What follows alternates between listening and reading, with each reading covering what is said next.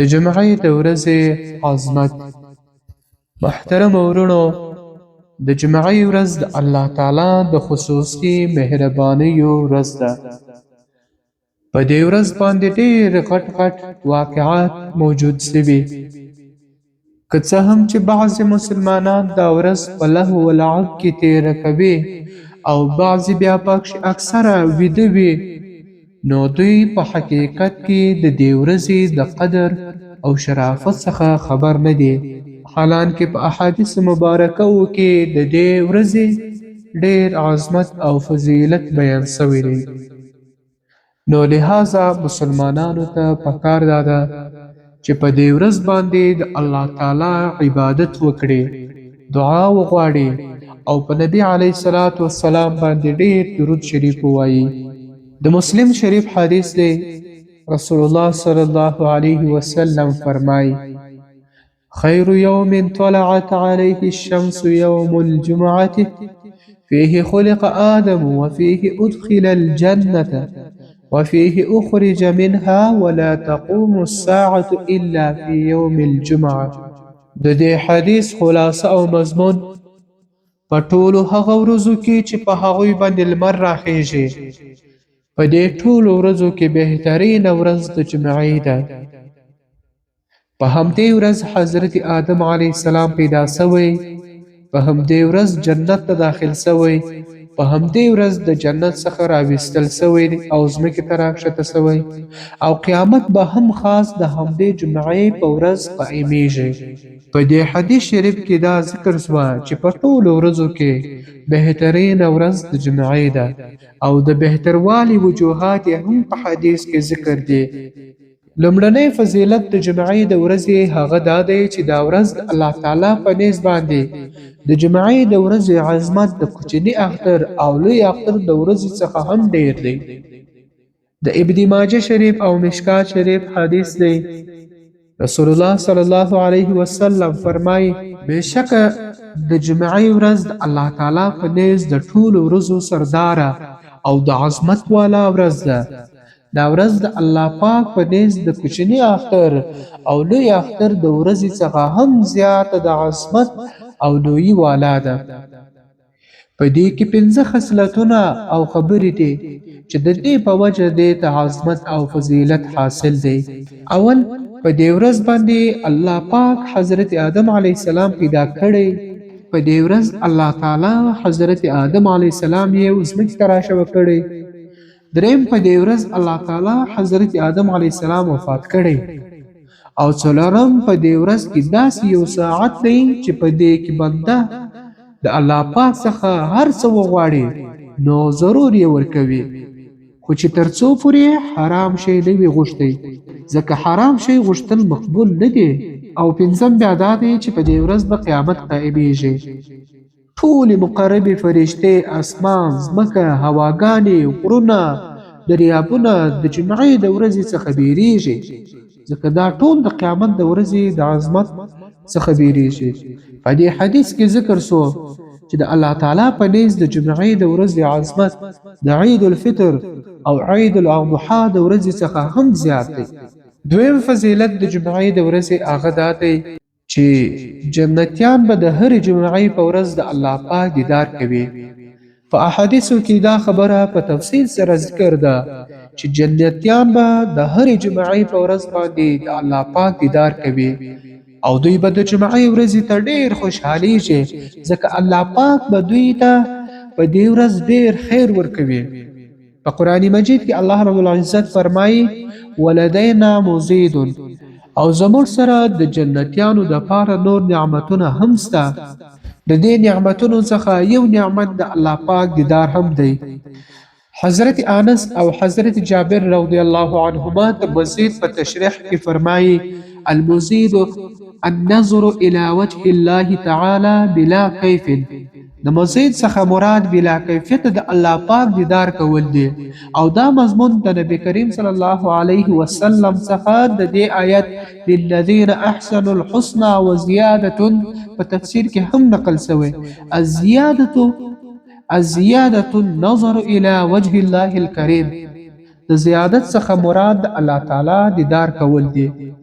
په تفسیر کې هم نقل دی چې جنتیان به د هرې جمعې په ورځ د الله پاک دیدار کوي. دریم فضیلت د جمعې د ورځې د جمعې ورځ بهتره ده که د عرفې. ګورئ عزتمندو، تاسو د جمعې د ورځې د عظمت او فضیلت اندازه د دې څخه ولګوئ چې د علماو په دې قول کې اختلاف دی چې د جمعې ورځ بهتره ده او که د عرفې.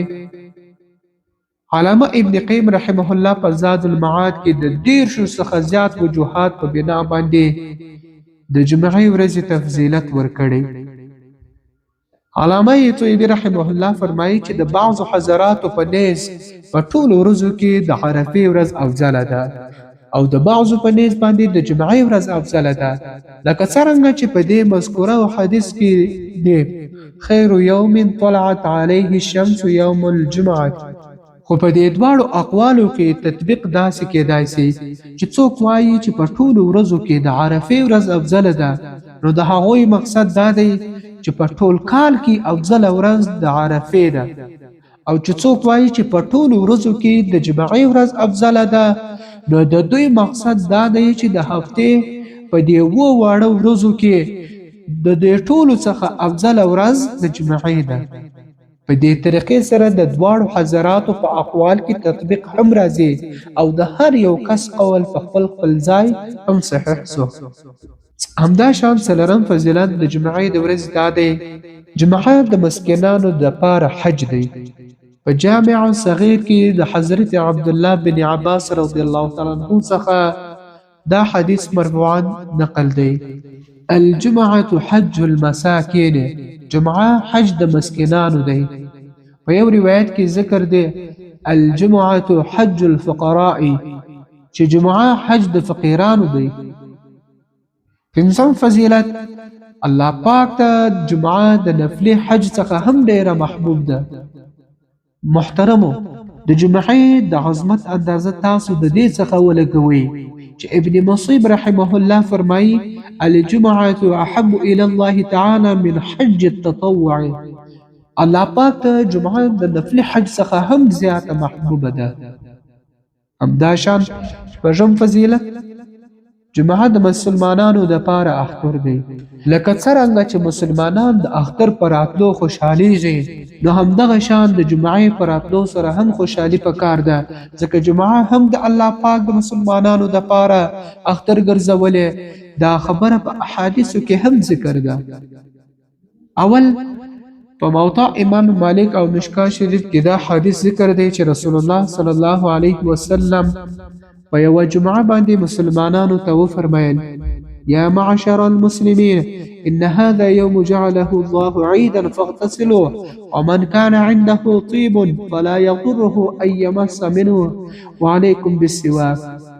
د دې حدیث مضمون او خلاصه دا ده: ای د مسلمانانو جماعته، د جمعه هغه ورځ ده چې الله تعالی د مسلمانانو دپاره اختر ګرځولې، لهذا په دې ورځ باندې غسل کوئ او د چا سره چې خوشبو وي که دا استعمال کړي نو څه پروا نسته، او په دې ورځ باندې مسواک ضرور استعمالوي.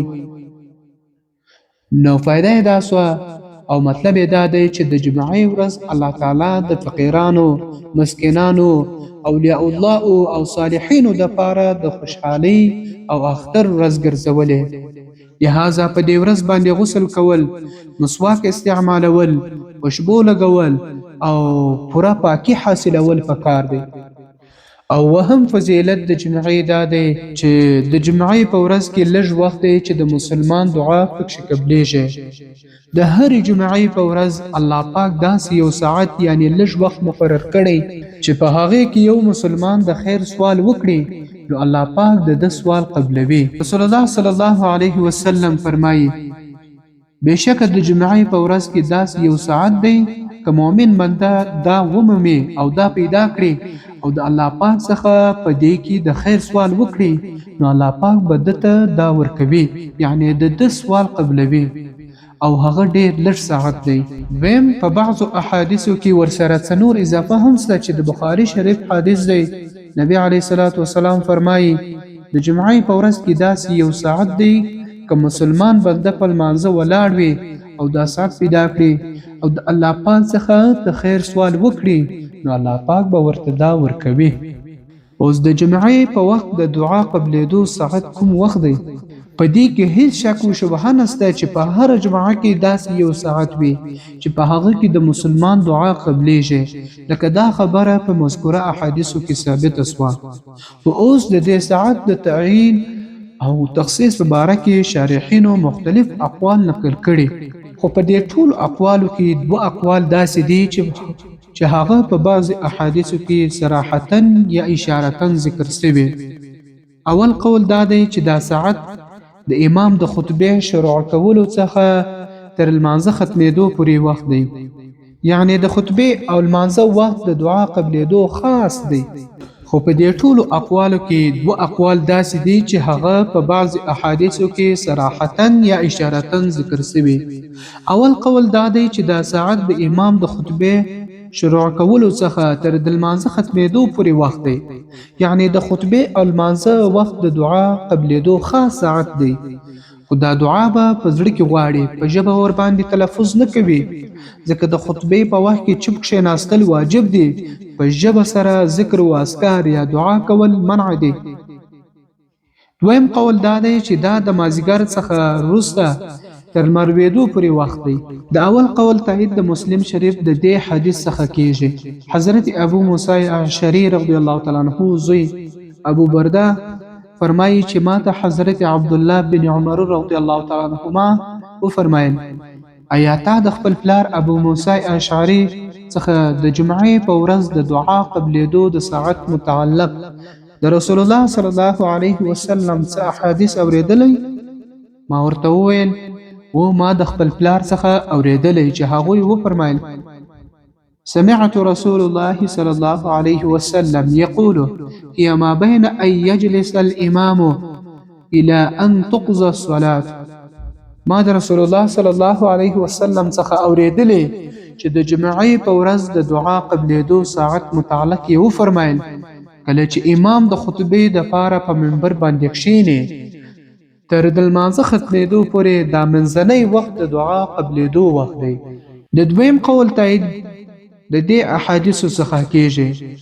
د ابو داود شریف او نسائی شریف حدیث دی رسول الله صلی الله علیه وسلم فرمایي د جمعې ورځ 12 ساعته ده، په دې کې یو ساعت داسې دی چې که مسلمان بنده دا پیدا کړي او په دې کې د الله پاک څخه د یو شي سوال وکړي نو الله پاک به دته دا ضرور ورکوي. نو تاسو دا دعا قبلېدو وخت د لمازدیګر څخه وروسته په آخري ساعت کې ولټوئ.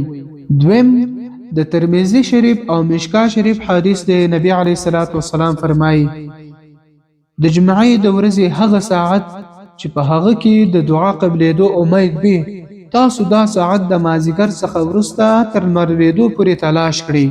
د نورو احادیثو څخه هم د دې تایید کیږي چې دا د دعا قبلېدو ساعت د مازدیګر د لمانځه څخه پس تر مرویدو پورې دی.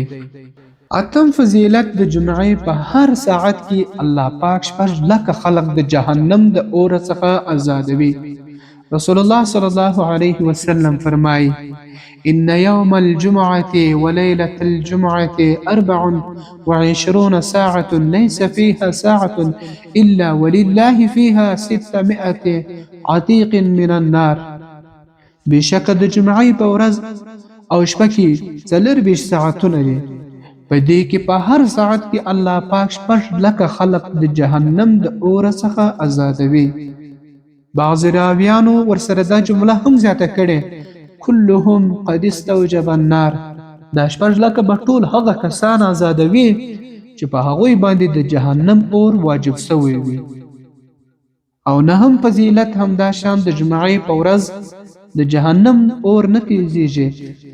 نبی علیه الصلاۃ والسلام فرمایي چې جهنم په هر ورځ د زوال څخه مخکې د استواء الشمس په وخت کې تیزیږي. نو تاسو په دې وخت کې لمونځ مه کوئ، لیکن د جمعې په برکت سره د جهنم اور نه تیزیږي. علماو د دې وجه دا ذکر کړي چې د جمعې ورځ په ټولو ورځو کې بهترین ورځ ده. په دې ورځ خلق الله تعالی ته د الله تعالی و طرف ته متوجه وي، عبادت کوي، دعاګانې غواړي، او ګناهونه کم کوي، نیک کارونه کوي، نو د جهنم جوش هم کمیږي. لسم فضیلت یې دا دی د جمعې ورځې ته په نورو ورځو فضیلت حاصل دی. ګورې عزتمندو، لکه څرنګه چې حضرت جبرئیل علیه السلام ته په نورو فرشتو باندې فضیلت حاصل دی، نبی کریم صلی الله علیه وسلم ته په نورو انبیاء فضیلت حاصل دی، قرآن کریم ته په نورو کتابونو فضیلت حاصل دی، حضرت ابوبکر صدیق رضی الله تعالی عنہ ته په نورو صحابه کرامو فضیلت حاصل دی، او لیلة القدر ته په نورو شپو فضیلت حاصل دی. نو همدغه شان د جمعې مبارکې ورځې ته هم په نورو ورځو باندې فضیلت او عظمت حاصل دی. دیت افضل الایام و سید الایام ویل کیږي، او اکثره غټ غټ کارونه په دې ورځ باندې ظاهر سوي. حضرت کعب وایي الله تعالی په ټولو ښارونو کې مکې معظمې ته فضیلت ورکړي. په میاشتو کې د رمضان المبارک و میاشتې ته فضیلت ورکړي، او په ورځو کې د جمعې ورځې ته فضیلت ورکړي، او په شپو کې لیلة القدر ته فضیلت ورکړي. او دا هم ویل سوي مرغان او حشرات چې د جمعې په ورځ د یو بل سره ملاویږي، نو دا وای سلام سلام یوم صالح، سلام دی وی سلام دی وی، دا ډیره ښه ورځ ده. 11 فضیلت د جمعې په ورځ د ګناهونو څخه ځان ساتل پکار دي. په احادیثو کې د جمعې د ورځې ډیر اهمیت او فضیلت بیان شوی، لیکن افسوس چې نن سبا مسلمانان د جمعې د تعظیم په ځای په دې کې ګناهونه ډیر کوي. او بیا ډیره د شرم خبره ده چې مسلمانان د ګناه د کارونو افتتاح هم په دې مبارک ورځ باندې کوي. نو باید چې موږ تاسو ځانونه ورڅخه وساتو. 12 فضیلت د عبادت د ورځې په بې حرمتۍ سره شکلونه مسخ کېدل. کله چې د بني اسرائیل یو کلی د خپل عبادت د ورځې بې حرمتي وکړه، نو الله پاک د دوی شکلونه مسخ کړه. واقعات داسې وه چې د بني اسرائیل د پاره د عبادت ورځ د هفتې ورځ وه. دوی ته په دې ورځ د عبادت کولو حکم شوی و. د دوی یو کلی د سمندر په غاړه آبادو. دوی په دې ورځ د ماهیانو، کبانو ښکارونه د ښکار څخه منع سوي وه. دا خلک د ماهیانو د ښکار شوقیان هم وه. امتحانا به په دغه ورځ په سمندر کې ماهیانو کبان دومره زیات وه چې د اوبو پر سر باندې به ښکاره روانو. په دوی کې بعضې خلکو د الله تعالی حکم ونه منئ، او په مختلفو طریقو سره او په بهانو هیلو سره به د ماهیانو ښکار کوي. د بعضو په نصیحت سره به هم دوی منع نسوه. نو الله تعالی د دې په وجه د دوی شکلونه مسخ کړه، او د دوی څخه خنزیران او بیزوګان جوړ کړل. نو باید چې موږ او تاسو د دې څخه عبرت واخلو چې د جمعې په ورځ په دې مبارکه او عظیمه ورځ داسې افعال او اقوال ونه کړو چې زموږ او تاسو سره نشي. 14 فضیلت د جمعې د ورځې خاصه وظیفه درود شریف ویل دي. قدرمنو، لکه څرنګه چې د رمضان المبارک خاصه وظیفه د قرآن کریم تلاوت کول دی، ځکه د قرآن مجید د رمضان المبارک سره خاص مناسبت دی. او لکه څرنګه چې د حج د سفر خاصه وظیفه تلبیه لبیک اللهم لبیک ده، همدغه رنګ د مذکوره احادیثو په رڼاو کې د جمعې د ورځې خاصه وظیفه ډیر درود شریف ویل دی. او همدارس 14 فضیلت د جمعې په ورځ د صدقې او خیرات ورکولو اجر د نورو ورځو په نسبت زیات دی. د جمعه داسې بهترین ورځ ده چې په دې ورځ د صدقې ورکولو اجر په نورو ورځو کې د صدقې ورکولو د اجر څخه زیات دی. علامه ابن قیم رحمه الله په زاد المعاد کې ذکر کړي د جمعې په ورځ باندې د صدقې ورکولو اجر د دې نورو ورځو په نسبت داسې دی لکه د رمضان المبارک په میاشت کې چې د صدقې ورکولو اجر د نورو میاشتو په نسبت زیات دی.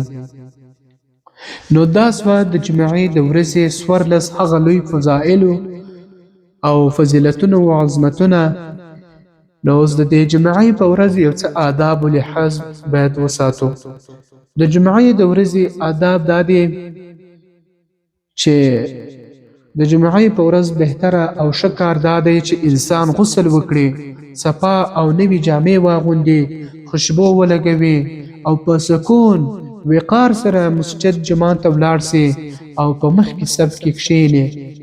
د جمعې په ورځ ځینې کارونه سنت او ځینې آداب دي. که یو کس د دې لحاظ وساتي نو دا ډیر ثواب ګټلو ذریعه ده. نو د ټول تقریر خلاصه دا راووته چې د جمعې ورځ د مسلمانانو دپاره د عظمت او شرافت ورځ ده. د دې ډیر فضائل او خصوصیات ذکر سوي. د الله تعالی په نیز دا په ټولو ورځو کې بهترین ورځ ده. د الله تعالی په نیز د دې عظمت د کوچني اختر او لوی اختر د ورځې څخه هم زیات دی. الله تعالی ته دا د نفل حج څخه هم زیاته محبوبه ده. د جمعې ورځ د مسلمانانو د پاره اختر دی. جمعه د فقیرانو او مسکینانو د پاره حج دی. د جمعې په ورځ کې یو ساعت دی چې په دې کې د مسلمانانو دعاګانې قبلیږي. د جمعې په ورځ د جهنم اور نه تیزیږي. د جمعې په هر ساعت کې الله پاک 6 لکه خلق د جهنم د اور څخه آزادوي. د جمعې په ورځ درود شریف ویل نبی علیه الصلاۃ والسلام ته پیش کول کیږي. د جمعې په ورځ یا شپه وفات کېدونکی کس به د عذاب قبر څخه محفوظ وي. د جمعې په ورځ یا شپه مړ کېدونکی مسلمان ته د شهید اجر ورکول کیږي.